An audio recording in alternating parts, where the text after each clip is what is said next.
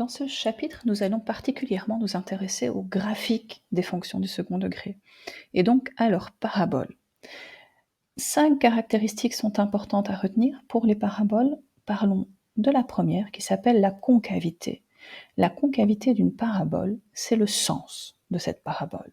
Alors je l'ai dit dans la vidéo précédente, elle peut être soit tournée vers le haut, donc avec les deux branches qui montent, soit tournée vers le bas, donc avec les deux branches qui descendent, comme dans mon exemple ici, la concavité est tournée vers le bas.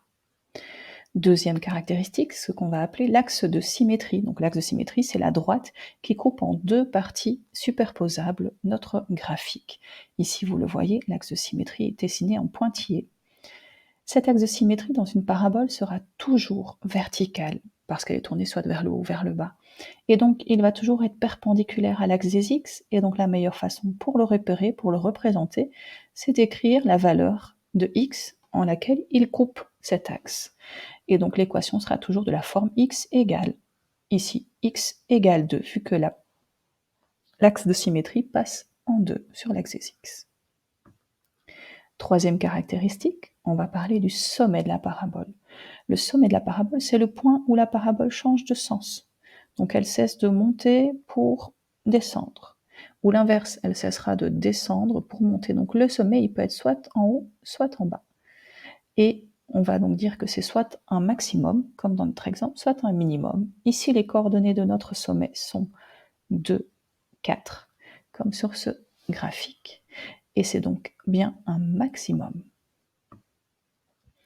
Quatrième caractéristique, l'ordonnée à l'origine. Alors l'ordonnée à l'origine d'une fonction, c'est l'intersection, cette fois-ci avec l'axe Y. Alors sur notre graphique, cette intersection, elle vaut 3. Donc l'ordonnée à l'origine vaut 3.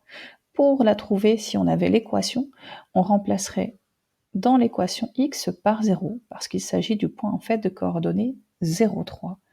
Donc si je remplace x par 0 dans l'équation, je vais obtenir le y qui vaut 3.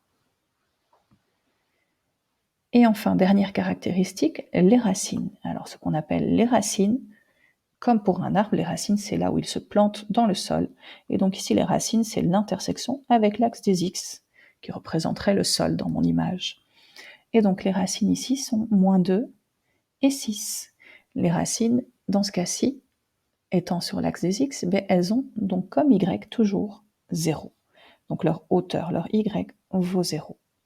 Donc on cherche les x dans l'équation. Si on a l'équation, on chercherait les x pour obtenir un y qui vaut 0.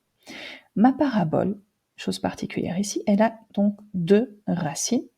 Si ma parabole était en dessous de l'axe, il se peut donc qu'elle n'ait pas de racine, et si son sommet est juste sur l'axe, dans ce cas, elle aura une racine.